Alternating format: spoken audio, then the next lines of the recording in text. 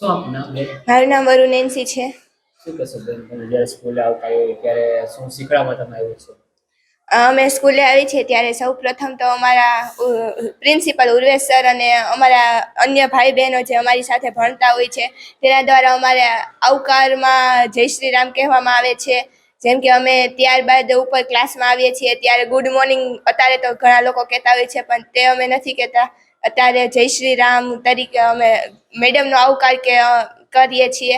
ત્યારબાદ આપને આ 500 વર્ષ પછી અયોધ્યાનો આ અવસર મળ્યો છે, તો આપણે તો ત્યાં જઈ નથી શકતા, પણ આપણે આપણી તરફથી શું કરી શકીએ એમાં જે નામ લેવાય રામના તે. ત્યારબાદ અમારે આ અયોધ્યા હમણાં 22 તારીખે છે, 22 જાન્યુઆરીએ. તેના નિમિત્તે અમારે આ સ્કૂલમાં જે અમારા ભાઈઓ બહેનો છે તેના દ્વારા અન્ય ડાન્સ પણ કરવામાં આવે છે, જે રામના નામ ગીત હોય છે. તમે અત્યારે જય શ્રી રામ બોલો છો, તો બીજા તમારા જેવા યંગ છે એના માટે હું સંદેશો આપો? એના માટે એ જ કહેવાનું કે અત્યારે ટેકનોલોજીનો ઘણો બધો ઉપયોગ છે, પણ આપણે આટલામાં કરાય એમ. જેમ કે જય શ્રી રામ સવારમાં તમે ગુડ મોર્નિંગના મેસેજ વોટ્સઅપ ફેસબુક દ્વારા મોકલો છો, તેની જગ્યાએ ખાલી જય શ્રી રામ મોકલી દઈ તો પણ ભગવાનના સવારમાં નામ લઈએ કે ને એવી રીતના. મારું નામ સિદ્ધપુરા નિધિ. સ્કૂલે તમે આવશો તમને શું શીખવામાં આવે છે? જ્યારે હું સ્કૂલે આવું છું ત્યારે સવારમાં મારા ક્લાસના ભાઈ બહેનો ઉર્વેશ સર અમારા ત્યાં ઊભા હોય છે અને અમને બધાને ગુડ મોર્નિંગ જગ્યાએ જય શ્રી કૃષ્ણ કહે છે, જે બહુ સારી વાત છે. અમે ક્લાસમાં આવી છીએ ત્યારે સ્કૂલના ટીચર્સનો દરેક સ્ટાફગણનો અમે આદર કરીએ છીએ કે જય શ્રી રામ દ્વારા. બાકી સ્કૂલમાં તો એમ બોલાવવાનું હોય છે ગુડ આફ્ટરનૂન કા ગુડ મોર્નિંગ, એની જગ્યાએ અમે જય શ્રી રામ બોલીએ છીએ. બધા લોકો ઘણા સવારમાં વોટ્સઅપમાં ઇન્સ્ટામાં બધામાં મેસેજ મોકલે ગુડ મોર્નિંગ, એની જગ્યાએ જય શ્રી રામ બોલવું એ સારું છે. 500 વર્ષ પછી આપણા રાજકોટમાં કે આપણા દેશમાં આવ્યું છે કે અયોધ્યા તો આપણે જઈ શકીએ તેમ નથી, પણ રાજકોટમાં મોદીજીએ એવું કર્યું છે કે આપણે અયોધ્યા જોઈ શકીએ છીએ. તેથી જય શ્રી રામ અમે બોલીએ છીએ આખા ક્લાસમાં. તમને કેવી મજા જય શ્રી રામ બોલવાની? જય શ્રી રામ બોલવાની મજા આવે છે. એ બારે ભગવાનનું નામ પણ લેવાય છે અને ખબર પણ પડે છે કે હજી ભગવાનનું અસ્તિત્વ છે આ દુનિયામાં. શું સર આપનું નામ? મારું નામ ઉર્વેશ પટેલ, સાંદીપની સ્કૂલના મેનેજર ડાયરેક્ટર તરીકે ફરજ બજાવું છું. સર શું કહેશો, તમે એક અયોધ્યામાં મંદિર બનાવ્યું છે, તમે એક નિયમ કર્યો છે?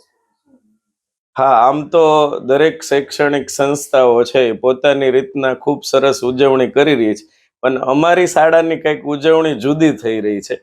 જ્યારે અમને 22 જાન્યુઆરીએ ખબર પડી કે અયોધ્યાની અંદર રામ મંદિરની પ્રાણ પ્રતિષ્ઠા થઈ રહી છે, તો અમે 2 મહિનાથી અમે વિદ્યાર્થીઓ છે એ જ્યારે ગેટની અંદર પ્રવેશે ત્યારે જ અમે ભાઈઓને હું હગ કરી અને જય શ્રી કૃષ્ણ, જય શ્રી રામ, જય માતાજી એવા હિન્દુ ધર્મની સંસ્કૃતિ પ્રમાણે હું બોલાવું છું.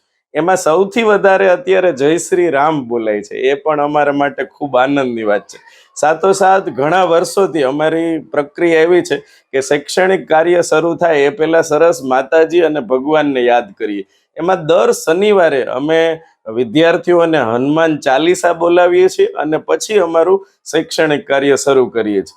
સાથોસાથ હમણાં 2 મહિનાથી અમે ક્લાસની અંદર વિદ્યાર્થીઓની જે હાજરી પૂરવાની હોય એમાં શિક્ષક છે એ સામે વિદ્યાર્થીનું નામ બોલે ત્યારે હાજરી છે વિદ્યાર્થી ત્યારે નોંધાવે જ્યારે જય શ્રી રામ તરીકે બોલે છે અને સામે શિક્ષક એની હાજરી પૂરે છે. આ બહુ અલૌકિક ક્ષણ છે.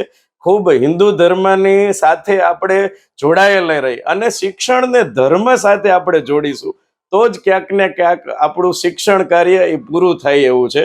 એટલે રાજકોટ મિરરે મને આ સરસ વાત કરવા માટેની તક આપી એ માટે હું રાજકોટ મિરરનો ખૂબ ખૂબ આભાર વ્યક્ત કરું છું. Thank you. હા, ગુડ મોર્નિંગ તો પાશ્ચાત્ય સંસ્કૃતિની વસ્તુ છે. આ ખરેખર તો ન જ હોવું જોઈએ મારી દ્રષ્ટિએ.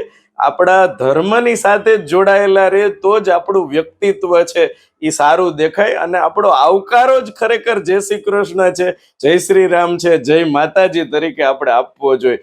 તો જ એ આપણી સંસ્કૃતિની સાથે જોડાય અને આ ધર્મને છે એ સાથે આપણે જોડી તો જ આપણે છે આપણી સંસ્કૃતિ, આપણી જે કહેવાય કે ભારતના એક શ્રેષ્ઠ નાગરિક તરીકેનો આપણે મૂળભૂત ફરજો છે એ બજાવી શકીએ એમ છીએ.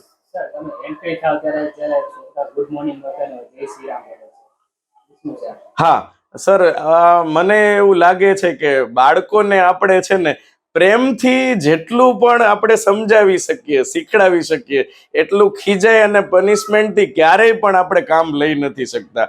મને એ વાતનો આનંદ છે કે જ્યારે 2 મહિનાથી અમે આ શરૂ કર્યું છે ત્યારે બાળકો અમને એટલી લાગણીથી, આત્મીયતાથી અમને એટલું બધું માન સન્માન આપે છે. સાથોસાથ શિક્ષણ કાર્યમાં એનું પરિણામ ઊંચું ગયું છે.